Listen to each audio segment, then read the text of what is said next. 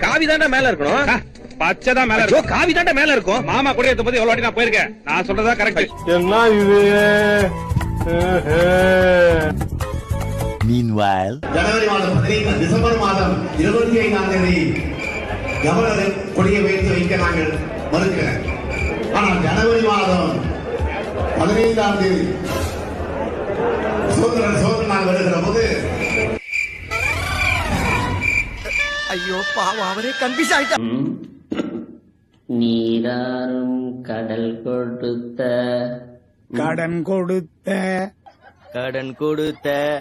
நிலமடந்தை தொழிலொழுகும் அது தொழில் இல்ல எழிலு